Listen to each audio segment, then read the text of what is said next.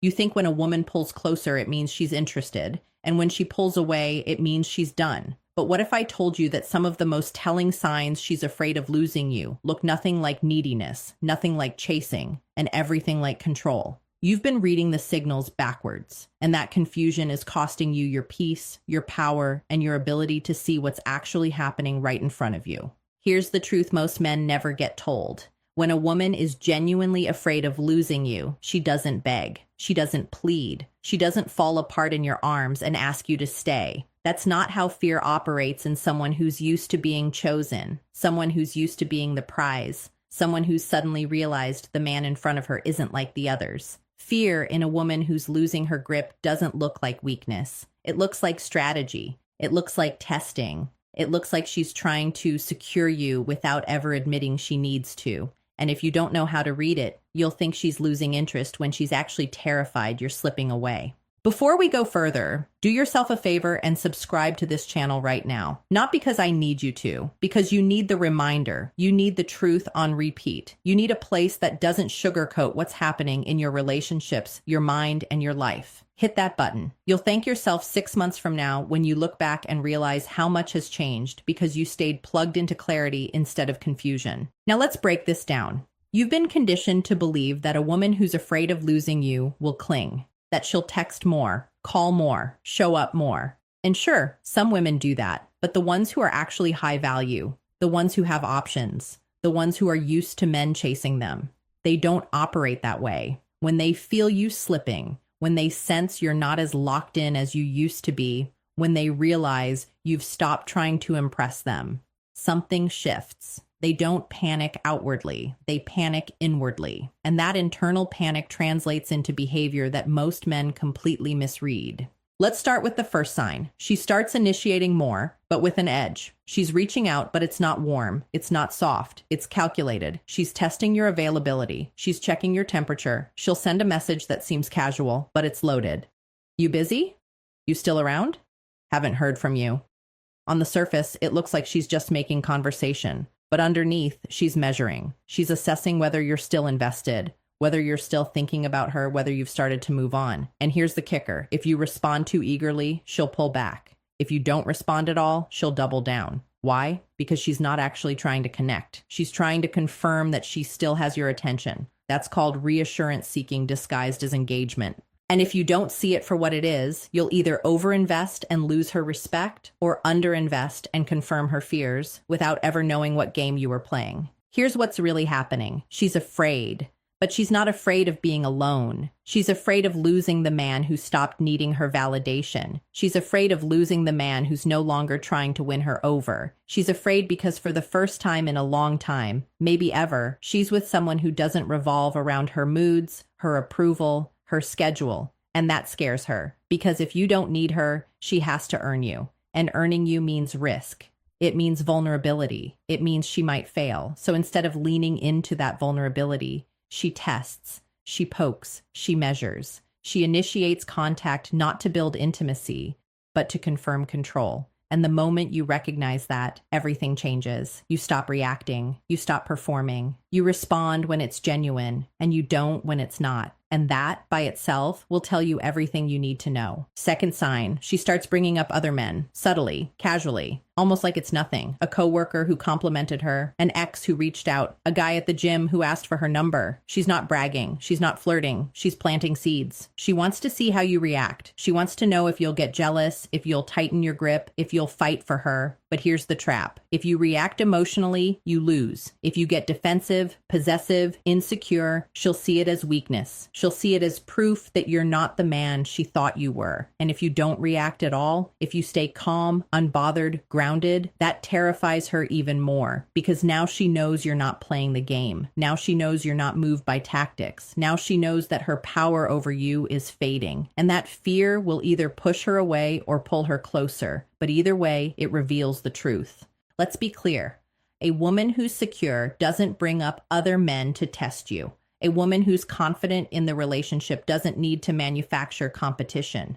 But a woman who's afraid of losing you who's starting to realize you're not like the rest, who's sensing that you have options, standards, boundaries. She'll try to trigger your scarcity mindset. She'll try to remind you that she's desired. She'll try to make you feel like you need to compete. And if you fall for it, you hand her the frame. You hand her the power. You hand her the proof that you're still operating from a place of fear, not abundance. But if you see it, if you name it internally, if you stay rooted in your own value, you don't have to say a word. Your lack of reaction is the message, and that message is louder than any comeback you could ever deliver. Third sign, she starts criticizing small things. Your clothes, your plans, the way you text, the way you spend your time. It's not overt. It's not mean. It's just persistent. Little jabs, little corrections, little ways of asserting that she knows better, that she's evaluating you, that she's the standard you need to meet. And most men internalize this. Most men start questioning themselves. Am I not good enough? Am I doing something wrong? Should I change? No. What's happening is she's trying to regain control by repositioning herself as the authority. She's trying to make you seek her approval again. She's trying to reverse the dynamic because somewhere along the way, you stopped seeking her approval, and that shift terrified her. So she criticizes, she nitpicks, she reframes you as the one who needs to improve. And if you bite, if you start defending yourself, explaining yourself, changing yourself to meet her standards, you've lost. You've handed her the frame. You've confirmed that her opinion of you matters more than your opinion of yourself. Here's the root cause. She's not criticizing you because you're lacking. She's criticizing you because she's insecure. She's afraid that if she doesn't establish dominance, if she doesn't remind you that she's the prize, you'll realize your own value and walk. That's the fear. That's the core. She's not trying to help you become better. She's trying to keep you smaller, so you stay. And the moment you see that, the moment you understand that her criticism is about her fear, not your inadequacy, you stop taking it personally. You stop adjusting. You stop performing. You stay grounded in who you are, and you let her words fall flat. And when they do, when she realizes her tactics aren't working, she'll either escalate or soften. And both responses will tell you exactly where she stands. Fourth sign, she starts giving you more access, more time, more availability, but it doesn't feel like generosity. It feels like strategy. She's suddenly free when she used to be busy. She's suddenly flexible when she used to have a packed schedule. She's suddenly agreeable when she used to push back. And on the surface, you'd think this is a good thing. You'd think she's finally investing. But look closer. Is she giving you access because she wants to build with you, or because she's afraid of what happens if she doesn't? Is she making time for you because she values you, or because she's scared you'll make time for someone else? There's a difference, and that difference is everything. When a woman gives you more access out of fear, it's not sustainable. It's not rooted in genuine desire. It's rooted in scarcity. It's rooted in the belief that if she doesn't lock you in now, she'll lose you. And the moment she feels secure again, the moment she thinks you're hooked, that access will shrink. She'll pull back, she'll get busy again, she'll revert to the version of herself that kept you chasing, because the access was never about connection. It was about control. It was about keeping you close long enough to regain her footing. And if you mistake that for love, for commitment, for investment, you'll end up confused 6 months from now when she's distant again and you can't figure out what changed. Here's what you need to understand. Genuine investment doesn't fluctuate based on fear. Genuine investment is consistent. It's rooted in choice, not anxiety. It's rooted in, I want to be here, not, I'm afraid of what happens if I'm not. And if you can't tell the difference, you'll accept behavior that looks like love but feels like strategy. You'll accept intimacy that's conditional. You'll accept presence that's transactional. And you'll wonder why it never feels solid, why it never feels safe, why you're always waiting for the other shoe to drop. This is why. Because you're mistaking fear-driven access for genuine connection, and they are not the same. Fifth sign, she starts asking about your future, your plans, your goals, where you see yourself, where you see the relationship. But it's not curiosity, it's interrogation. She's not asking because she wants to dream with you. She's asking because she wants to assess whether she's in the picture. She wants to know if you're building a life that includes her or a life that you're preparing to walk into alone. And the way she asks will tell you everything. If it's soft, open, exploratory, that's genuine interest. But if it's tense, loaded, testing, that's fear. That's her trying to figure out if she's losing you before it's too late. And here's where most men stumble. They either overshare to reassure her or they shut down to protect themselves. Both are reactions. Both are fear-based. Both hand her the frame. The right move? Answer honestly, but without trying to convince her of anything. If she's in your future, you'll know. If she's not, you'll know. But you don't owe her a performance. You don't owe her a script that makes her feel safe at the expense of your truth. You owe her clarity. You owe yourself clarity. And clarity doesn't sound like reassurance. Clarity sounds like truth. And truth doesn't need to be dressed up. It just needs to be spoken. What does all of this cost you if you don't see it? It costs you your frame. It costs you your peace. It costs you the ability to lead your own life because you're too busy managing her emotions, reacting to her tests, trying to decode her behavior instead of simply living in your own truth. You end up in a relationship where you're constantly adjusting, performing, proving, defending. And that's exhausting. That's not partnership. That's performance. And performance is not sustainable.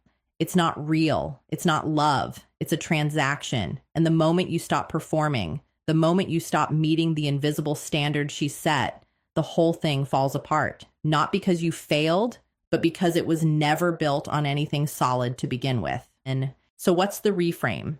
Stop trying to manage her fear. Stop trying to prove you're worth keeping. Stop trying to decode whether she's interested or afraid or testing or genuine. Just be. Be clear. Be grounded. Be consistent. Be the man who doesn't need her to validate him. Be the man who isn't moved by tactics. Be the man who sees the game and chooses not to play it. Not because you don't care, but because you care more about your peace than her approval. You care more about truth than performance. You care more about building something real than managing something fragile. Here's who that man looks like.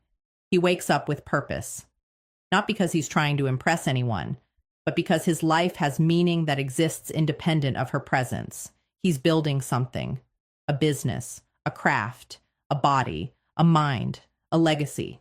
And she's welcome to be part of it, but she's not the center of it. He doesn't text her all day looking for validation. He doesn't rearrange his schedule to prove he's available. He doesn't react when she brings up other men. He doesn't flinch when she criticizes. He doesn't perform when she tests. He just exists in his own frame, grounded in his own value, moving toward his own vision. And that presence, that unshakable presence, is more attractive than any word he could ever say. He sets boundaries, not to punish her, but to protect his peace. He says no when no is the truth. He says yes when yes is the truth. He doesn't explain. He doesn't defend. He doesn't justify. He just states what is. And if she pushes, if she tests, if she tries to guilt him into changing his mind, he doesn't engage. He repeats himself once calmly, and then he moves on. Because he knows that a woman who respects him will respect his boundaries. And a woman who doesn't respect his boundaries doesn't respect him. And he'd rather be alone than tolerated. He doesn't chase reassurance. He doesn't ask if she still likes him. He doesn't monitor her social media. He doesn't analyze her texts. He doesn't track her moods. He gives her space to be human. He gives himself space to be human. He trusts that if it's real, it'll show up consistently. And if it's not, it'll reveal itself eventually. And either way, he'll be fine. Because his worth isn't tied to whether she stays or goes. His worth is tied to how he shows up for himself. And that's something no one can take from him. He communicates directly. He doesn't hint. He doesn't play games. He doesn't mirror her energy to make a point. He says what he means. He means what he says. And if there's tension, he addresses it. Not to fix her, not to control the outcome, but to create clarity.